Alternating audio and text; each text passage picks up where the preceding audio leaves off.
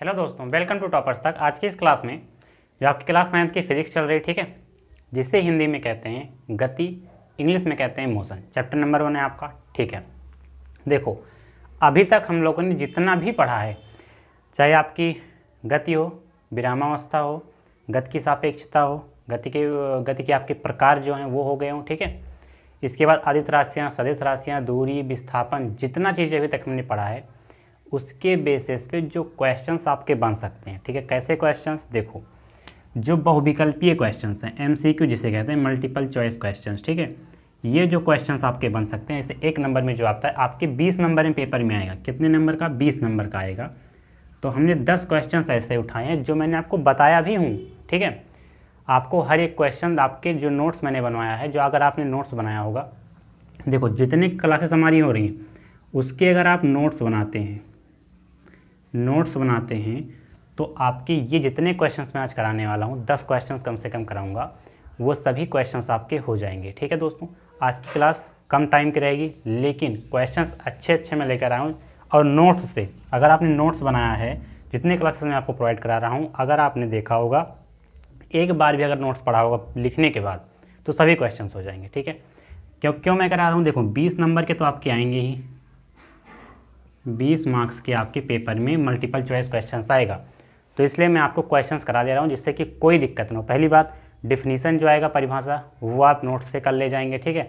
Questions जो मैं करा रहा हूँ, जैसे क्वेश्चन न्यूमेरिकल टाइप के, वो भी आप कर ले जाएंगे। दिक्कत कहाँ पर आएगी आपको मल्टीपल चॉइस क्वेश्चन, जो कि आप ढूंढने में भी टाइम लग जाएगा, क्योंकि आप 9th क्लास में, ठीक है। तो मैं जो आपके मल्टीपल चॉइस क्वेश्चन, बहुविकल्पीय प्रश्न बन सकते हैं, वो सभी क्वेश्चंस मैं आज आपको कराऊंगा, जिससे कि कोई दिक्कत ना हो। जैसे जैसे टॉपिक बढ़ता जाएगा उसी बेसिस पे मैं क्वेश्चंस आपको देता रहूँगा, ठीक है। तो आज कम से कम 10 क्वेश्चंस लेकर आया हूँ जहाँ तक हमने पढ़ा है। तो चलिए स्टार्ट करते हैं। आइए दोस्तों, क्वेश्चंस मैंने आपके लिए लिख दिया है, ठीक है। देखो, बताइए, 5 क्वेश्चंस मैंने लिखे हैं अभी। 5 क्वेश्चंस के आपको कमेंट में एक क्वेश्चन मैं पूछूंगा, उसका कमेंट में आपको ऑप्शन देते जाना है। ये सभी क्वेश्चंस आपके नोट्स में मिल जाएंगे, ऐसा नहीं है, ठीक है। देखो, आइए देखिए, बताइए, पहला क्वेश्चन आपका कहता है कि विरामावस्था एवं गति अवस्था का एक उदाहरण दीजिए। बताइए, देखिए, मैंने आपको विरामावस्था भी बताया था, गति की भी अवस्था मैंने बताया था, ठीक है। तो बताइए, विरामावस्था एवं गति अवस्था का एक उदाहरण अगर आपको बताना होगा तो आप क्या कहेंगे? बताइए। देखिए दोस्तों, अगर आपको आता है तो मैं, देखो, 2-3 सेकंड का टाइम देता हूँ, आप कमेंट में तब तक लिख दें, तुरंत आप लिख दिया करो अगर आपको आता है कि विरामावस्था का एक उदाहरण, गति अवस्था का एक उदाहरण, ठीक है। बताओ तुरंत। मैंने ऑप्शन कई सारे दिए थे, अगर आपको आता है तो आप कमेंट में ज़रूर लिखें यस, ठीक है। तो विरामावस्था के उदाहरण बताइए, गति अवस्था के उदाहरण बताइए। दोस्तों देखिए, विरामावस्था का, अगर मैं आपसे कहता हूँ विरामावस्था का उदाहरण बताइए, तो आप क्या कहेंगे? देखिए, जैसे अगर सड़क पर कोई कार खड़ी हुई है तो विरामावस्था में ना, तो आप यही उदाहरण दे सकते हैं कि सड़क पर खड़ी हुए वाहन विरामावस्था में, कोई दिक्कत नहीं। जो आपको आता है, जैसे कोई भी चीज़ अगर खड़ा हुआ है तो उसी का उदाहरण आप दे दें। तो यहाँ पर क्या लिख देंगे कि सड़क पर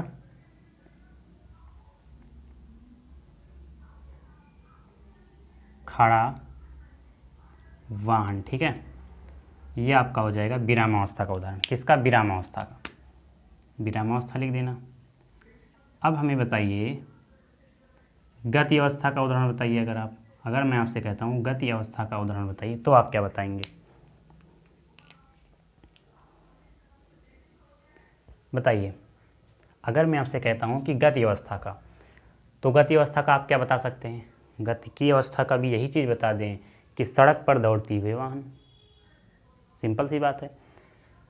गाड़ी खड़ी हुई है तो विरामावस्था में, सड़क पर खड़ी हुए वाहन क्या है? विरामावस्था में। लेकिन अगर सड़क पर चलती हुई कार है, मान लो सड़क पर कई सारी कार दौड़ती हैं, तो क्या है? गति की अवस्था में। यही चीज़ आप लिख दें कि सड़क पर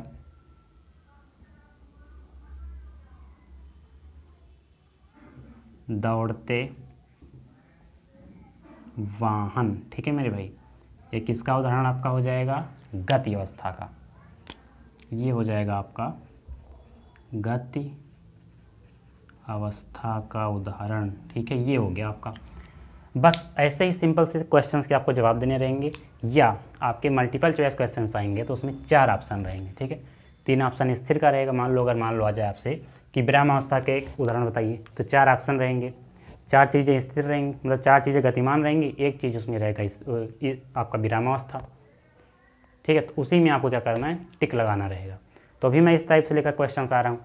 अगर आपको ये क्वेश्चन अच्छे लगेंगे तो कमेंट में अगर आप बताएंगे कि 4 ऑप्शन वाला, जैसे एक क्वेश्चन के बाद 4 ऑप्शन रहेगा, उसमें कौन सा सही है वो अगर आप कहेंगे तो उस तरह से भी मैं बना दूंगा, ठीक है। अभी फ़िलहाल पहला ये एक लेक्चर था, तो मैंने सोचा कि आपको कुछ टाइप की ऐसी चीज़ें दी जाएँ जो नई हों, ठीक है, तो ये नए तरीके से। अब देखिए इसमें कहा गया क्वेश्चंस में कि 2 अदिश राशियों के नाम बताइए। देखिए मैंने कई सारे आपको बताए थे, तो अगर आपको 2 आता है तो कमेंट में ज़रूर लिखें कौन कौन से 2 अदिश राशियों के उदाहरण केवल आपको देने बस, ठीक है। बताइए।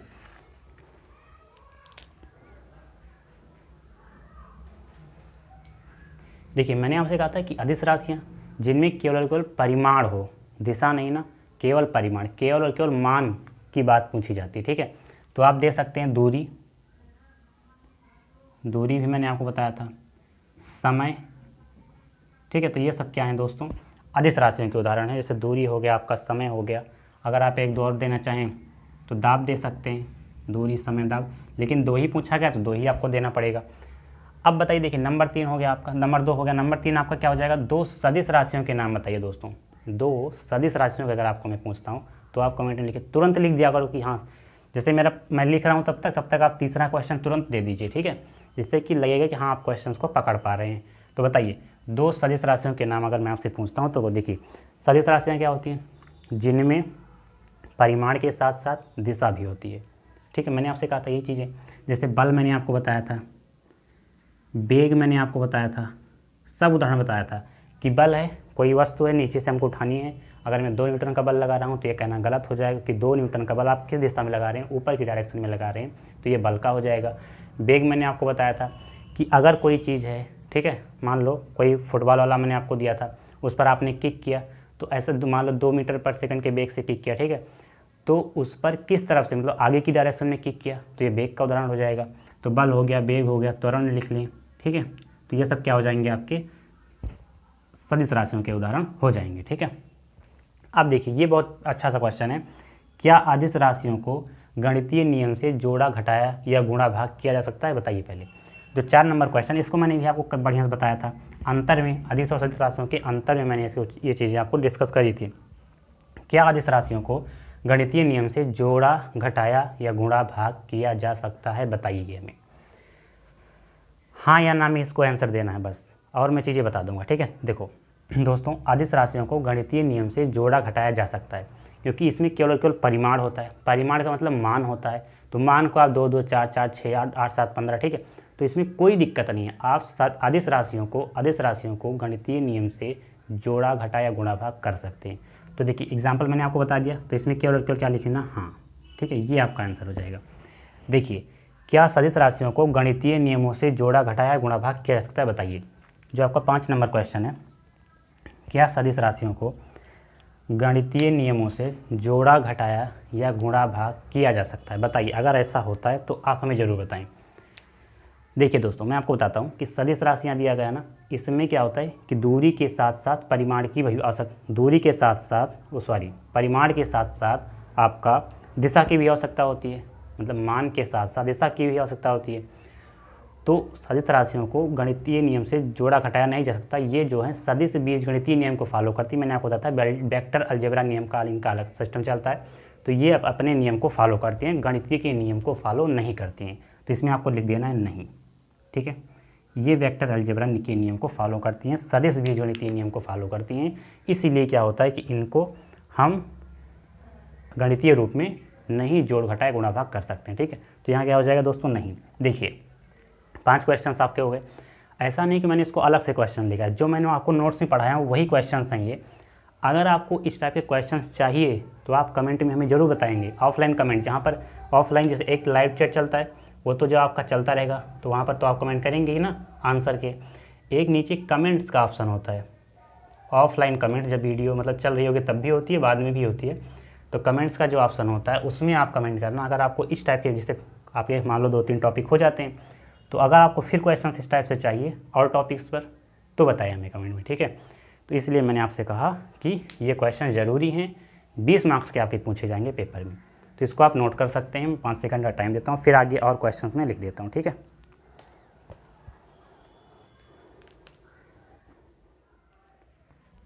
आइए दोस्तों, क्वेश्चंस मैंने आपके लिए और लिख दिया 5, ठीक है। देखो, क्या किसी वस्तु का विस्थापन ऋणात्मक हो सकता है, ये आपका छठा क्वेश्चन है। बताइए। देखो, मैंने आपको सभी चीज़ें बताई हुई हैं, बस क्वेश्चंस कैसे बनेगा, कैसे पेपर में आएगा, कैसे आपको करना है, वही मैं मॉडिफाई आपको बता रहा हूँ, ठीक है। तो क्वेश्चंस आपको ऐसे मिलेगा, क्या किसी वस्तु का विस्थापन ऋणात्मक हो सकता है, यही आपको बताना है। दोस्तों, मैंने आपसे कहा था कि किसी भी वस्तु का विस्थापन ऋणात्मक भी होगा, शून्य भी होगा, धनात्मक भी होगा। तो यहाँ पर देखो ऋणात्मक आया ना, तो बिल्कुल हो सकता है। जैसे मैं आपको छोटा सा एग्जांपल देता हूँ, मैंने आपको क्वेश्चन भी कराया था। क्वेश्चन यहाँ आपके धनात्मक भी आया था, शून्य भी आया था, नीचे वाला ऋणात्मक भी आया था। कब ऐसा हो सकता है? जैसे मान लो कोई व्यक्ति है, यहाँ से स्टार्ट करता है, 4 मीटर तक जाता है, फिर वो इसी डायरेक्शन 4 मीटर तक गया, फिर वापस 6 मीटर आ गया, तो विस्थापन दोस्तों कितना हो जाएगा? -2 मीटर। तो मतलब आपकी जो विस्थापन हुआ कितना हुआ? माइनस का हुआ ना। तो यही चीज़ पूछ रहा है कि क्या कभी किसी वस्तु का विस्थापन ऋणात्मक हो सकता है? तो बिल्कुल हो सकता है, ठीक है। तो क्या हो जाएगा? हाँ, यहाँ पर बस आपको लिख देना है हाँ, ठीक है, ये हो जाएगा। अगर कारण पूछेगा तो जो मैंने क्वेश्चंस आपको बताया वो चीज़ें बता देना, जो अभी मैंने आपको बताई ये चीज़ें बता देना, ठीक है। तो कारण नहीं, ऐसे ही क्वेश्चंस आपके पूछे जाएंगे। क्या किसी वस्तु की दूरी का परिमाण ऋणात्मक हो सकता है? अब बताइए, दूरी का परिमाण। दोस्तों, अगर आपको ये चीज़ें आता है तो यस या नो में, हाँ या ना में ही आपको आंसर देना, ठीक है। तो देखिए, मैं आपको बताता हूँ कि दूरी कभी भी ऋणात्मक तो होगी नहीं। पहली बात, क्यों नहीं होगी? क्योंकि दूरी जो होती है ना, वो टोटल ली जाती है। जैसे मान लो, और ऐसे भी आप दे सकते हैं कि दूरी एक अदिश राशि है, विस्थापन एक सदिश राशि है। क्योंकि इसमें अगर मान लो, देखो यहाँ पर दोनों क्वेश्चन देखो मैंने लिख दिया है कि विस्थापन ऋणात्मक हो सकता है, ठीक है, क्योंकि दिशा पर निर्भर कर देता है। और दूरी में केवल और केवल क्या होता है? परिमाण होता है। तो परिमाण कभी भी ऋणात्मक थोड़ी होगा। आप 4 मीटर गए वो भी जुड़ेगा, 10 मीटर गए वो भी जुड़ेगा, 5 मीटर गए वो भी जुड़ेगा। दूरी सब जितना आपका है जोड़ करके लिख दिया जाएगा।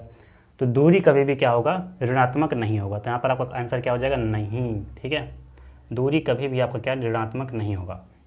अब देखिए, वृत्तीय गति के 2 उदाहरण आपको बताना है। वृत्तीय गति के दोस्तों आपको 2 उदाहरण बताना है। मैंने आपको वृत्तीय गति बताया था कि समान समय अंतराल में समान दूरी अगर तय करती है, माइक आपको बताया था इससे घुमा करके, ठीक है, समान समय अंतराल में समान दूरी तय करेगी तो वृत्तीय गति कहलाती है, ठीक है।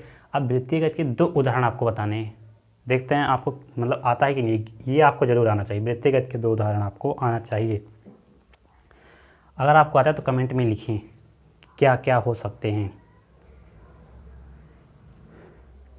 देखिए दोस्तों, मैं आपको बताता हूँ। पहली जो आपका हो जाएगा, देखो 2 इसमें बताने, तो पहला मैं आपको बताता हूँ।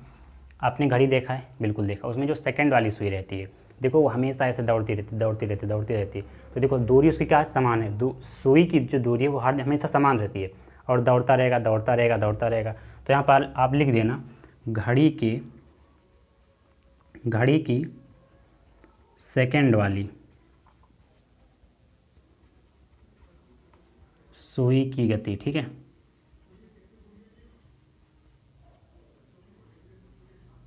ये हो जाएगा। देखो अब नंबर 2 एक आपको और देना, एक आपको मैं बता देता हूँ कि जो आपका गाड़ी का पहिया होता है, देखो वो जब चलेगा तो ऐसे हमेशा ऐसे ऐसा तो नहीं होता ना कि कभी पहिया बड़ा हो जाता है कभी छोटा हो जाता है, ऐसा नहीं। उसकी जो दूरी है वो सेंटर से हमेशा ऐसे दौड़ती रहती है। तो आप लिख लेना कि किसी भी वाहन के पहिए की गति, ठीक है, पहिए की गति, ठीक है, ये हो गया। अब बताइए, हाँ ये क्वेश्चन बहुत बढ़िया है। देखो मैं आपको बताता हूँ कि एक क्रिकेट खिलाड़ी गेंद को ऊपर उछालता है। मान लो ये गेंद है, ठीक है, इसको ऊपर ऐसे उछाल दिया और उसी स्थिति में पुनः कैच कर लेता है। जैसे ये उछाला और फिर हमने कैच कर लिया, तो आपको क्या बताना है? विस्थापन बताना है। समझ पाए क्वेश्चन? कि अगर कोई व्यक्ति गेंद को उछालता है और कैच कर लेता है तो आपको विस्थापन बताना है। दोस्तों देखिए, जैसे मान लो हमने गेंद को उछाला, ये कितना हो गया? ये मान लो 10 मीटर है, ठीक है। गेंद जाती है 10 मीटर, फिर वो ऐसे लौट कर चली आएगी आपके हाथ में, ठीक है। तो 10 मीटर गया और 10 ही मीटर तो आएगा, जितना गया है उतना ही आएगा। तो अगर मैं आपसे कहता हूँ दूरी बताइए, तो दूरी आप सब 10 गया 10 आया 20 मीटर। लेकिन दोस्तों विस्थापन आपको बताना है, तो जितना वो जा रहा है जब उतना ही आ जा रहा है, मतलब जिस बिंदु से उसने स्टार्ट किया वहीं पर आ जा रहा है, तो विस्थापन कितना होगा दोस्तों? बताइए, विस्थापन कितना होगा? 0 होगा। विस्थापन क्या होगा? 0 होगा। तो विस्थापन आपसे पूछा गया तो विस्थापन कितना हो जाएगा, शून्य। ठीक है, समझ पाए, जितना अगर जाएगा उतना ही आ जाएगा, तो विस्थापन शून्य। हमने आपको कई क्वेश्चंस कराए हैं। किसी घड़ी की सेकंड वाली सुई की गति कैसी होती है, देखो ये तो क्वेश्चंस आपको यही आंसर आपको मिल जाएगा इसी बोर्ड पर, कि किसी घड़ी की सेकंड वाली सुई की गति कैसी होती है।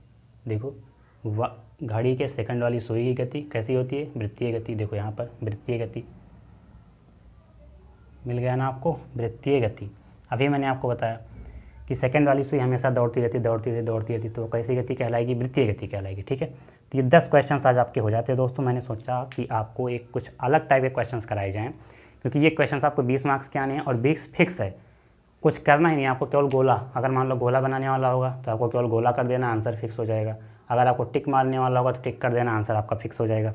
इसमें कुछ करना नहीं रहता। ठीक है, तो अगर आपका क्वेश्चन समझ में आए दोस्तों के साथ ज़रूर शेयर करें। अगर आपको ऐसे मतलब और कॉन्सेप्ट आपके होंगे आगे, मान लो चाल, वेग, समय, दूरी, त्वरण, ये सब मैं आपको बताता हूँ आगे। ठीक है, फिर इसके बेसिस पे जो क्वेश्चन इस टाइप के बनेंगे, अगर आप उसको कहेंगे तो उसको भी मैं लेकर आऊँगा। ठीक है, लेकिन अगर आपको ये समझ में आए, अगर आपको आगे चाहिए तो आप कमेंट करके ज़रूर बताना। ठीक है, और अगर आपको क्लास कैसी लगी आज की वो कमेंट भी करके जरूर बताना। अगर आपको चैनल पर आप लोग नए हैं, चैनल को जरूर सब्सक्राइब करना, दोस्तों के साथ जरूर शेयर करना। ठीक है दोस्तों, so thanks for watching, please subscribe the channel and press the bell icon for daily notification. I will meet you next session. Jai Hind मेरे भाई।